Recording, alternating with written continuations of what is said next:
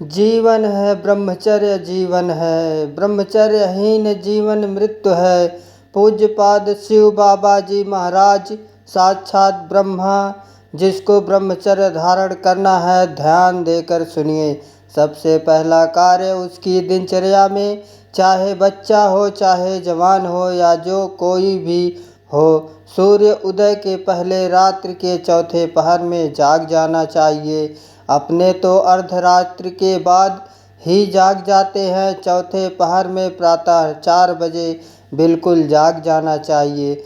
और जो 8-10 बजे तक सोता है वो कोई भी ब्रह्मचारी रह ही नहीं सकता। वह स्वप्न दोष का शिकार होगा, वो नाना प्रकार की कुचेष्टाओं का शिकार होगा पक्का, क्योंकि बुद्धि को सत्य प्रकाश की तरफ प्रेरित करने वाले भगवान भुवन भास्कर हैं। वो पधार रहे हैं और आप सो रहे हो शैया पे। आपकी आयु कीर्ति बल सब नष्ट होगा। देखो जो 10 बजे तक सोते हैं उनसे बात करके देखो, एकदम ऐसा लगता है बुझा हुआ जीवन। कोई भागवतिक तेज उत्साह, ना वाणी में ना नेत्रों में ना तन में, क्या जीवन मृत जीवन। सबसे पहला नियम लीजिए, जहाँ भी आपको शब्द सुनाई दे आपका जीवन ब्रह्मचर्य ही अमृत है, और आपका जीवन ब्रह्मचर्य ही नहीं मृत्यु है। ब्रह्मचर्य रहने के लिए आपको अपनी दिनचर्या सुधारनी होगी।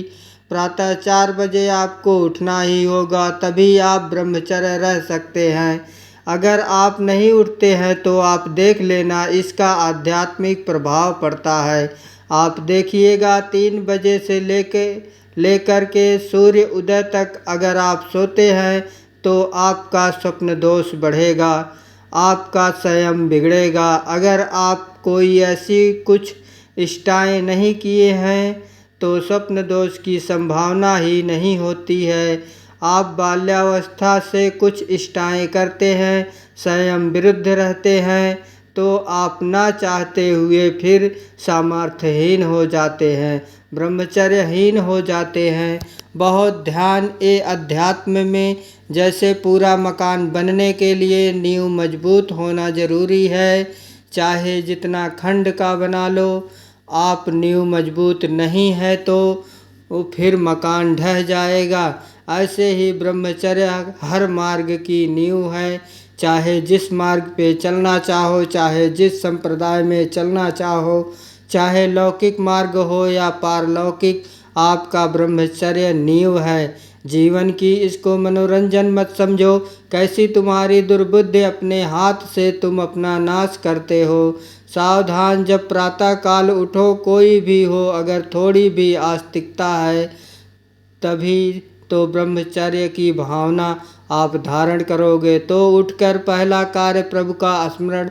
अपने तो प्रभु के स्मरण की सरसता प्राप्त करने के लिए पहले तो गुरुदेव और भक्तों का स्मरण, फिर प्रभु को मोरे मन, प्रभु से विश्वासा, राम ते अधिक राम कर दासा। भक्त सुमिरन से भगवान बहुत जल्दी प्रसन्न हो जाते हैं। हरि को निज यश ते अधिक भक्तन, यश पर प्यार सबसे पहले महान। भक्तों का स्मरण, उनसे हमें सामर्थ्य प्राप्त होती है। जब उनका स्मरण करते हैं तो उनकी भजन शक्ति, उनकी कृपा शक्ति हमको बल देती है। हमारी दिनचर्या परम पवित्र और शास्त्र सम्मत होती है।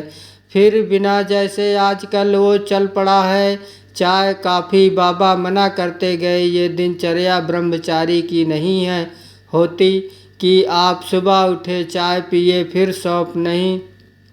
जल के लिए आयुर्वेद में सिद्धांत है, बिना कुल्ला मंजन किए आप जल पिए तो जो मुख में वो आपके उदर को साफ करेगा, जाके आपके उदर को रोग रहित करेगा।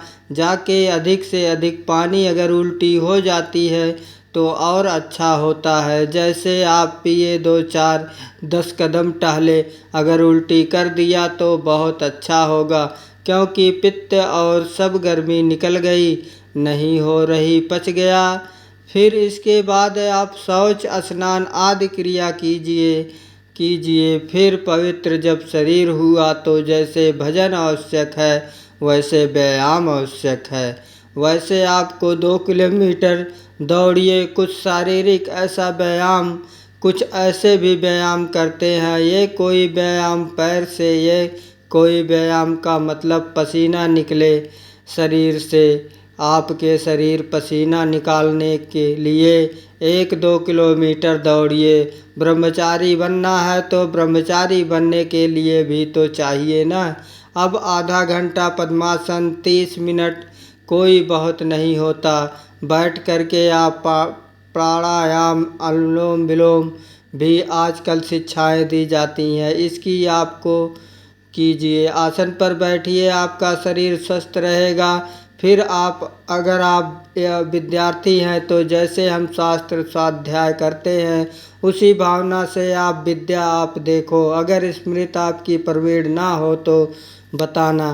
परम पवित्र विचार वाला, परम पवित्र आहार वाला, परम पवित्र जब आपकी चेष्टाएं होती हैं, इस महान शक्ति को धारण किया जाता है। ऐसे थोड़ी होता है। बड़े बड़े महापुरुषों से मिलकर रो रो कर प्रार्थना करके आप बताइए, उपाय बताइए जिससे हम अपने साधन संयम को नियमित समय में रख सके, ऐसे भाव से चल सके। आपको तो बिना किसी प्रयास के सुनने को मिल रहा है महापुरुषों की बात। बिल्कुल आप रह के देखिएगा, एक नवीन उत्साह, और हारिएगा नहीं। यदि गलत संस्कार बना लिए तो हारिए मत। कुछ समय तक बिना चाहे अभ्यास आपको गिराएगा, लेकिन आप बिल्कुल नियम संयम में दृढ़ रहिए, धीरे धीरे शांत हो जाएगा। आपकी दिनचर्या में 2 प्रकार के ब्रह्मचर्य, एक आजीवन ब्रह्मचर्य तो बैरागी का है, आजीवन ब्रह्मचर्य होता है प्रवृत्त गृहस्थ मार्ग में उनका संयम होता। शास्त्र संयम के अनुसार बर्ताव करे तो उसका जीवन बड़ा सुखमय हो जाएगा। केवल मन के अनुसार चलने पर कि आप गृहस्थ तो आपके लिए छूट नहीं। देखो, परम ब्रह्मचारी भीष्म जी अपहरण करके स्वयंवर में जीत कर जबरदस्ती राजकुमारी को राजधर्म दिए ले गए। मैं ले जा रहा हूँ राजमाँ पे विचित्र हस्तिनापुर के सिंहासन पर आरूढ़ है। जिसकी ताकत को छुड़ा वो राजाओं का अम्बा ने तो अस्वीकार कर दिया कि आपने अपहरण किया। आप स्वीकार कीजिए, नहीं तो मैं हूँ दोज हूँ।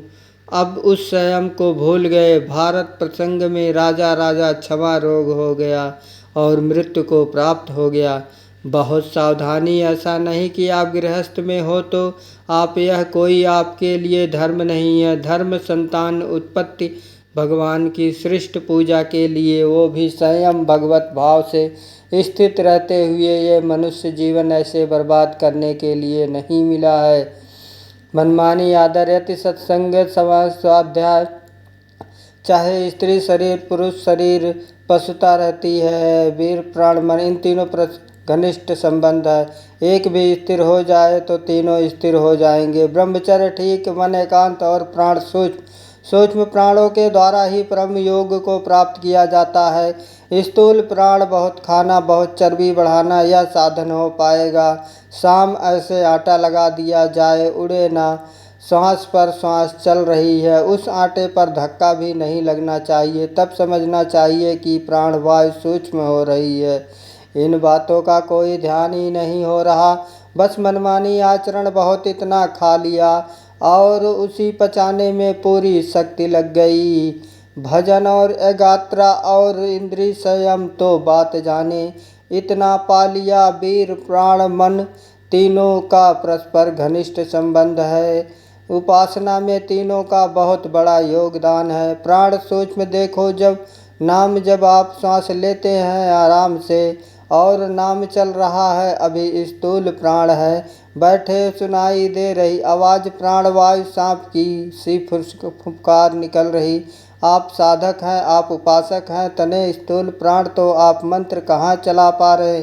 इस मतलब मंत्र नहीं, शांत प्राण है। ब्रह्मचर्य ठीक है, बिना प्राणायाम के वो सूक्ष्म हो जाएगा। जिसका प्राण सूक्ष्म है, ब्रह्मचर्य ठीक है। मन को एकाग्र करने के लिए ज़्यादा श्रम नहीं करना पड़ता। ये तीनों एक तार जुड़े हुए हैं। ब्रह्मचर्य ठीक नहीं, मन भयानक चंचल बदमाश होता चला जाएगा, गंदी से गंदी बात पेश करेगा। आपके सामने गंदे से गंदे आचरण करे, भूल जाएगा कि हम मनुष्य हैं, पशुवत आचरण में उतार देगा। ब्रह्मचर्य प्राण मम तीनों का परस्पर बहुत घनिष्ठ संबंध है। एक स्थिर कर लो ब्रह्मचर्य, बहुत गंभीरता स्वभाव में आ जाएगी। ब्रह्मचारी का स्वभाव गंभीर होता है, विचार परिपक्व होता है, स्मृति प्रवीण होती है, उसकी हर कष्ट सहने की सामर्थ्य होती है। गर्मी सर्दी बरसात पीड़ा अपमान निंदा व महान शीतलता अंदर प्रदान करता है। कहीं निरंतर भजन और ब्रह्मचर्य क्या दुर्लभ रह गया संसार में। उसके लिए इसलिए हमारे शास्त्रों ने, ब्रह्मा ऋषियों ने ब्रह्मचर्य पर बहुत जोर दिया। ब्रह्मचर्य रहने वाले उपासक को इन बातों का ध्यान देना चाहिए। यदि कब्ज पेट में रहेगी तो बिना क्रिया के भी ब्रह्मचर्यहीन होने लगोगे। गर्मी बर्दाश्त नहीं ज़्यादा, ये जितने नए पदार्थ पाने वाली लोलुपता है सब ब्रह्मचर्य नाश करने वाली होती है, जिसे पिज्जा कहते हैं।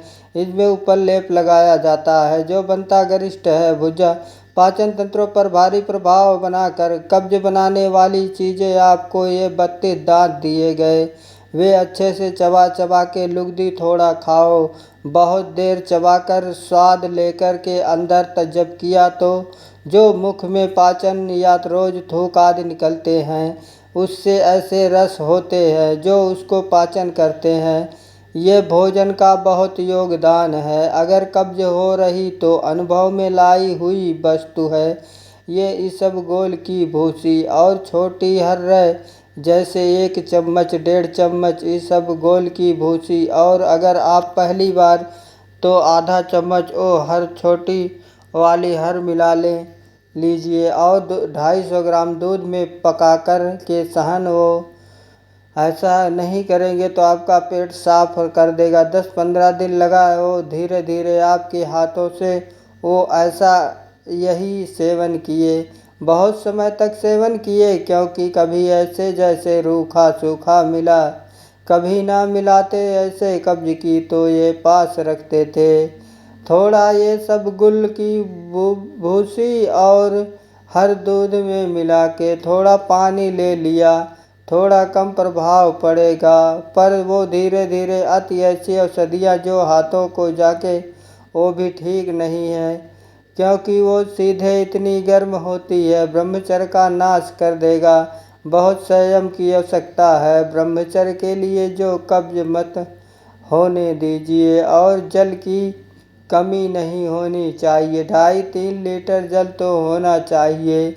आपकी जो एसिड बनती है, आपकी आप लघु शंका जो होती है, उससे आपके स्वास्थ्य को लाभ मिलता है। सुबह से सायं तक 2.5 से 3 लीटर पानी पीना ही चाहिए। यदि आप संयम से चलना चाहते हो, मैदा और गरिष्ठ वस्तुएं चाय और कॉफ़ी ब्रह्मचारी के लिए निषेध है। हम नौजवान बच्चे चाय और कॉफ़ी भया काहें। 60-50 की अवस्था में शरीर थोड़ा रुग्ण जैसा हो तो आप चाय आदि ले लीजिए। आपको चाय की क्या आवश्यकता है, आपका तो ब्रह्मचर्य खुद इतना पावरफुल। चाय और कॉफ़ी तो विघ्न है आपके लिए, बहुत कलयुग का बड़ा भारी प्रभाव है। आगे कह रहे हैं कि अत्यंत आवश्यक हो तो शरीर जिसका रोगी है उसकी सेवा के लिए अगर आपको सेवा लगाई गई या किसी को सेवा कार्य के लिए ऐसे बकाया किसी को स्पर्श मत करो, क्योंकि सबके शरीर में परमाणु होते हैं, अपने अपने स्वभाव, अपने अपने आचरण। शरीर में वस्त्र, शया में एक विश्राम स्थली जो आपकी शया है, आप कैसे सोते हैं उसमें उसके परमाणु, वस्त्र में परमाणु है। शरीर पर अगर आप ऐसा ही व्यवहार रखेंगे तो आप लड़ नहीं पाएंगे। आपके परमाणु इतने पुष्ट नहीं होंगे कि आप विकारों पर विजय प्राप्त करें। स्वाभाविक भीड़ में कोई छू रहा तो हो, बात अलग है। हमें छूने की चेष्टा, अगर किसी रोगी की सेवा तो फिर विचार नहीं करना। कोई सेवा पे है तो हमें विचार नहीं करना। स्वाभाविक ऐसे हंसी मजाक या व्यवहार में हम बचे, स्पर्श से बचे। यहाँ वो छुआछूत वाला स्पर्श नहीं, अपने परमार्थ को पुष्ट करने की बात है। कभी किसी को मजाक में भी अश्लील बातें मत करो। मजाक से भी जैसे हंसी मजाक में आप ऐसे उसका प्रभाव पड़ेगा। वो शब्द है वो आपके अंदर पहुँचेगा, मनन करेगा और फिर वासना जागृत कर देगा। आप कोई ऐसे कपड़े बनावटी मत पहनो। आप अपने शरीर की वेशभूषा ऐसी मत बनाओ। आप ऐसी शौकीनी प्रकट मत करो जिससे तुम्हारा शरीर अभिमान पुष्ट हो। इससे काम बढ़ेगा, इससे वासना बढ़ेगी। बाबा कह रहे हैं कि ऐसे कपड़े, ऐसी सजावट, ऐसी बनावट, ऐसे लेपों के लगाने से शरीर अभिमान पुष्ट होता है और आपकी काम वासना बढ़ती है। शरीर मन बुद्धि किसी की भी उन्नति नहीं होती। जो शरीर सजाने में शरीर के उससे सब बिगड़ जाता है। देहाभिमान, देह भाव पुष्ट होता है। देह भाव पुष्टता में ही सारे विकार अपना राज्य करते हैं। बहुत सावधानी की ज़रूरत है, बहुत सावधानी। बड़ा पवित्र वेश रखो, पवित्र वस्त्र पहनो, हाँ सावधानी पूर्वक चलो। इससे कोई वीआईपी पना प्रकट नहीं होता। इससे आपकी मन की, आपकी बुद्धि की, आपकी चित्त की दशा गलत मार्ग में चली जाएगी, क्योंकि शरीर भाव आप पुष्ट कर रहे हैं। शरीर का दिखाना, शरीर का सजा। हम एक नहीं कहते कि आप बाबा जी बन जाओ, आप सब पूरे मुख में रज लगाओ, ये तो हम लोगों के लिए है। पर आप उचित ऐसा सभ्य पोशाक हमारे देश की रही है, बड़ी मर्यादा पूर्ण रही है। आप उस पर ध्यान दीजिएगा, क्योंकि आप ऐसे जैसे शरीर सजाना, इससे आपको दुख सुख मिलेगा। आपका मन वासना में हो जाएगा, आपकी भावनाएं दूषित हो जाएंगी। संत समागम तो शरीर राग नष्ट करने के लिए। परमानंद आप भजन करो, देखो आपको ऐसा सौंदर्य प्राप्त होगा, अंदर आपका ऐसा सुंदर रूप होगा। देखो ना, आचार्य चरण कहते हैं, लक्ष्मी कोटि विलक्ष लक्षण रस लीला, किशोर सतई राध्य ब्रज मंडले मधुरम राधा विधानम। हमारी स्वामिनी जी की दासी भाव को प्राप्त होता है, उसको इतना सुंदर रूप मिलता है कि करोड़ों लक्ष्मी आश्चर्यचकित हो जाएं।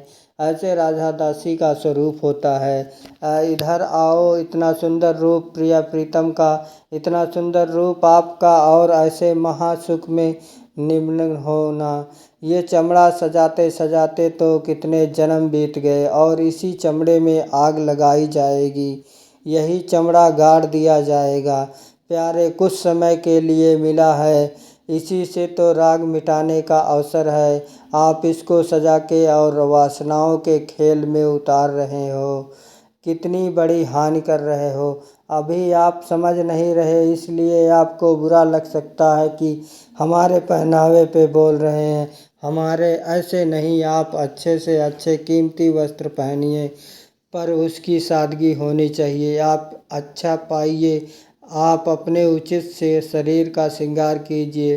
सुंदर मनुष्य शरीर मिला है, देखो जो पद श्रृंगार करने योग्य नहीं हो तुमसे भी सुंदर होते। कैसी रंग बिरंगी उनके सब बाल देखो, सब एकदम सुंदर भगवान उन्होंने रचना की है।